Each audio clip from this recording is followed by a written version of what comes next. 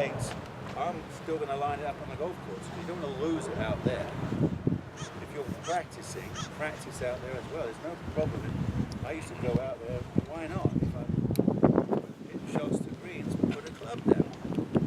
Because you've got to, the hardest thing about this game is you've just got to keep wearing it out. You've got to keep doing the right thing in the right place. So it's not only here, but it's on the golf course. So that could be deemed as practice. Practice this as well, you know.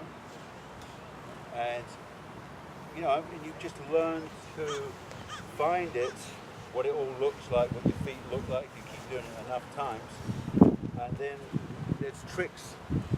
Some guys use, you know, a point in front of them to line. They can pick a little mark here or something. You can double check where you want the club face to go. That's really important, yeah. So, any questions on the backswing? Make it very simple, but yeah. Are you conscious on your backswing? Well, I was, yeah. So I've been talking to the players. It's been really cool because I learned this years ago. We're like three different types of us. One is auditory. We talk to ourselves. That was me.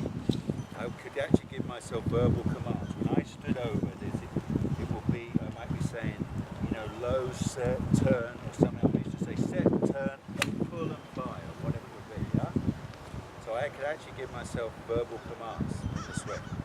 Some guys, of course, feel. Get me? They just want to feel something, sense something. I'm just trying to, or they see it. They see the path. You know, they see it just going into out, or they just feel.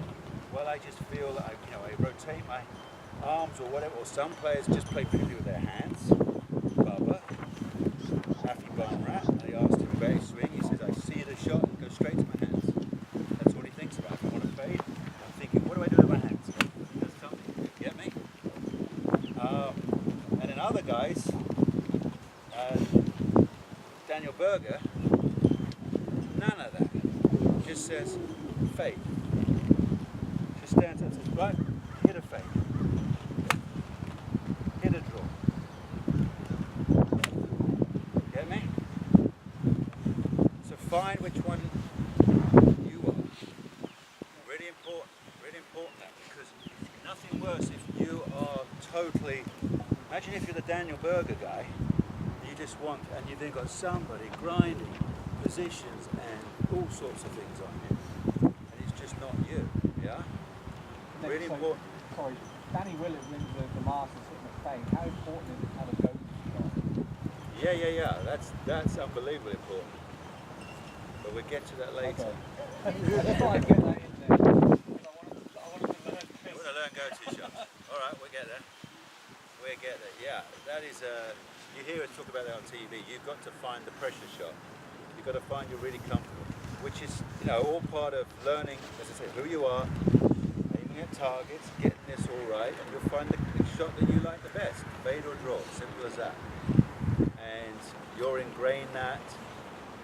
You'll find the golf shafts that you like now, and it's something, you like that flex, you like that timing of the swing. That's another difficult thing to change. You can't go too far off. Once you get something that you think all feels right, of course you've got TrackMan now, you're going to get really good numbers as well. But I played with X100s for my whole career, same shot. I tried all the rifles and all sorts of things. Didn't have the same timing, impact for me. Under pressure, when I was hitting a little knockdown shot, you've got to know how this thing comes out and flies. It suddenly comes out different. It's just all those sort of things you're ingraining now, yeah. So if you're so again, don't let. It affected me when I read a sports psychologist. You think, wow, especially if you're playing badly. Sports psychologists, all these psychologists must know everything. These guys are clever. The scientists, and I read that you can't have any thoughts. You shouldn't have any thoughts. How many of you have read that? Don't have any thoughts in the golf swing. Yeah? So, my question, if you need to go to the bathroom, right? Do you have a thought? Yeah. You do, don't you? And then you think, oh, here we go. So, and then you think, where's the bathroom? Where's the restrooms? They're in the clubhouse. So you had a feeling, I need to go to the restroom. And then you had a thought, the restroom's over there. That happened like that, didn't it? So how can you play golf without thinking? You need to think when you need to go to the loo. How can you play golf without thinking? How can you stand and go, think of nothing? I'm now thinking of nothing. Move. No, I'm going to move what? I don't get that. Maybe, sure somebody might be out there and go, I think of nothing. But I haven't found a decent golfer, as I try and explain, there's different elements. Some guys are constantly working on the feel, or just the thought, the vision. So that's another question I've been asking. Do you see a ball fly? Or how do you see? Do you? I asked them that. Do you see it or feel it? And many will go, oh yes, see it. So visualization is unbelievably important. For me, it's the most important thing. Seeing a golf ball fly, and I'll give you the secrets to it. The bottom line is, I read Jack Nicklaus's book and he called it Going to the Movies.